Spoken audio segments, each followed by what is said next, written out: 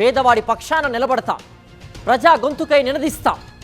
Voice of voiceless, తెలుగువారి మనస్సాక్షి, సాక్షి TV.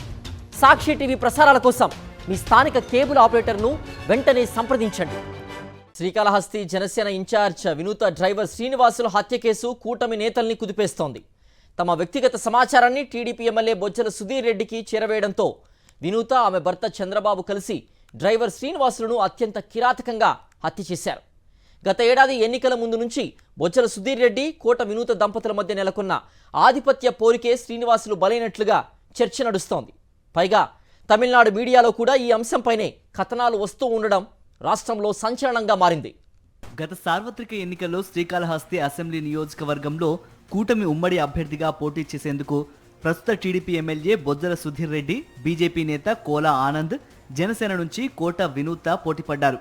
బొజ్జలకు ticket ఇస్తే తాను మద్దతు ఇచ్చేది లేదని వినూత జనసేన అధిష్టానానికి ఖరాఖండిగా తేల్చి చెప్పినట్లు అప్పట్లో ప్రచారం జరిగింది. నిజానికి 2019 ఎన్నికల్లో శ్రీకాళహస్తి జనసేన అభ్యర్థిగా ఆమె పోటీ చేయగా 2024లో కూటమి అభ్యర్థిగా వినూతకు టికెట్ ఇచ్చే అవకాశం ఉందని ప్రచారం జరిగింది. కానీ బొజ్జల సుధీర్ రెడ్డి టికెట్ సాధించారు.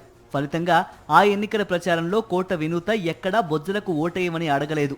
కూటమిని గెలిపించండి, పవన్ కళ్యాణ్ అందరికీ న్యాయం చేస్తారని మాత్రమే ప్రచారం చేశారు. కూటమి ప్రభుత్వం ఏర్పాటయ్యాక శ్రీకాళహస్తి నియోజకవర్గంలో ఆధిపత్య పోరు తారాస్థాయికి చేరింది. ఎమ్మెల్యేతో సమానంగా తనకు ప్రాధాన్యం ఇవ్వాలని కోట వినూత, ఆమె భర్త చంద్రబాబు పట్టుబట్టేవారు.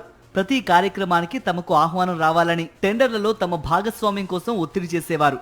శ్రీకాళహస్తీశ్వర ఆలయ ట్రస్ట్ బోర్డు చైర్మన్ పదవి కోసం కూడా ఆమె తీవ్రంగా యత్నాలు చేస్తున్నారు. కానీ బొజ్జల సుధీర్ రెడ్డి మాత్రం తన అనుచరుడిని ప్రతిపాదిస్తున్నారు.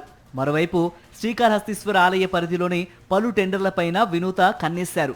ఈమె కారణంగా కొన్ని టెండర్లు వాయిదా పడుతూ ఉండటం, కొన్ని రద్దు కావటాన్ని బొజ్జల జీర్ణించుకోలేకపోతున్నారనే ప్రచారం ఉంది. పార్కింగ్ టెండర్లలో వాటా కోసం ఆమె గట్టిగా పట్టుబట్టినట్లు టాక్. అలాగే శ్రీకాళహస్తీశ్వర ఆలయంలో తనకు ప్రాధాన్యం ఇవ్వడం లేదని, నియోజకవర్గంలో పెద్ద ఎత్తున అవినీతి అక్రమాలు జరుగుతున్నాయని, ఇసుక, మట్టి అక్రమ రవాణాలో ఎమ్మెల్యే దోపిడీపై వినూత తమ పార్టీ అధినేత పవన్ కళ్యాణ్ కు ఆధారాలతో సహా ఫిర్యాదు చేసినట్లు చర్చ నడిచింది. వినూత గురించి పూర్తి వివరాలు తెలుసుకునేందుకు ఎమ్మెల్యే బొజ్జల తన అనుచరుల ద్వారా శ్రీనివాసులను చేరదీసినట్లు సమాచారం. అతని ఆర్థిక అవసరాలు తీరుస్తూ లొంగదీసుకున్నారు. దీంతో శ్రీనివాసులు ఎమ్మెల్యే చెప్పిన పనులు చేస్తున్నాడని వినూత దంపతులకు అనుమానం మొదలైంది. ఎమ్మెల్యే స్కెచ్లో భాగంగానే వినూత వ్యక్తిగత విషయాలను, ఆమె వీడియోలు, ఫోటోలను ఎమ్మెల్యేకి చేరవేసేవాడని, వాటిని బొజ్జల నేరుగా అమరావతిలోని జనసేన కార్యాలయానికి పంపించారని జనసేన శ్రేణుల ఆరోపణ. దీంతో వినూత భర్త చంద్రబాబు శ్రీనివాసుల్ని మందలించి పని నుంచి తొలగిస్తున్నట్లు ప్రకటించారు. అప్పటి నుంచి శ్రీనివాసులు అదృశ్యమయ్యాడు. గోడౌన్లో డ్రైవర్ శ్రీనివాసులను వినూత భర్త చిత్రహింసలకు గురిచేసి హత్య చేసి నదిలో పడేసినట్లు పోలీసులు గుర్తించారు. వినూత, ఆమె భర్తతో పాటు మిగతా నిందితులందరినీ చెన్నై పోలీసులు అరెస్టు చేశారు. అయితే దీనంతటికీ టీడీపీ ఎమ్మెల్యే బొజ్జల సుధీర్ రెడ్డి కారణమని వినూత దంపతులు ఆరోపించారు. రాజకీయాలు రావాలంటే ఇంకా కక్షపూరిత రాజకీయాలు వస్తున్నాయి. నిజ నిజాలు బయట వస్తాయి. ఖచ్చితంగా నిజ నిజాలు బయట వస్తాయి. ఎవరమ్మ కారణం ఉన్నారు వెనకాల? ఉన్నారు.